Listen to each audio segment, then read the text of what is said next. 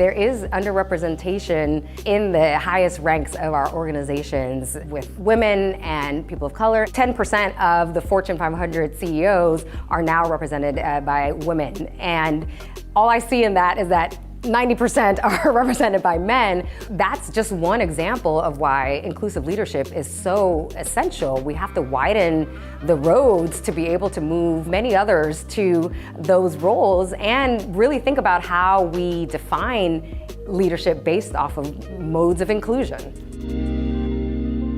There are includers, and then there are those who are included. And so if you're exercising inclusive leadership, you should be really aware of that power dynamic, of how you are including others and why that is the exchange that is happening. Leadership frameworks really began with what was called great man theory in the 19th century. And it was just that. Great men were connected to leadership. And ever since, our frameworks are kind of scaffolded there.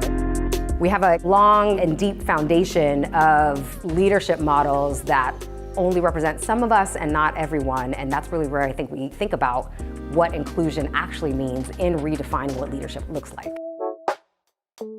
Leaders for today's age really need to be skilled at describing the what, the goals, the outcomes of an organization, what we're moving towards, and then letting the team members really think about the how, having room to approach their work, their roles in ways that are resonant for them, that are authentic. They may bring different approaches, and really just allows room for the leader to get out of the way a bit and let people thrive. Very often still, someone kind of makes a misstep, a leader comes in and redirects and really just kind of takes charge. And I don't think that's the approach that allows leaders of all backgrounds to thrive. We want to relinquish that control a bit and see what emerges as far as the leadership that is authentic to those who you work with.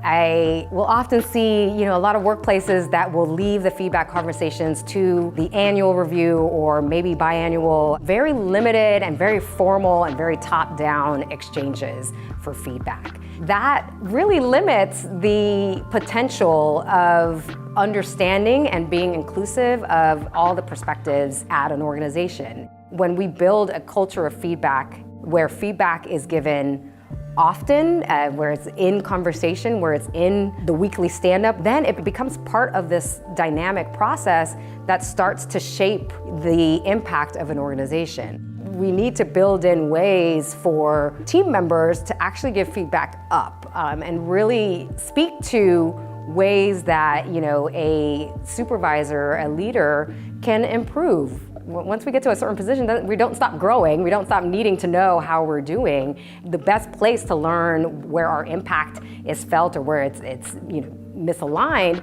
is to hear from those that are experiencing that.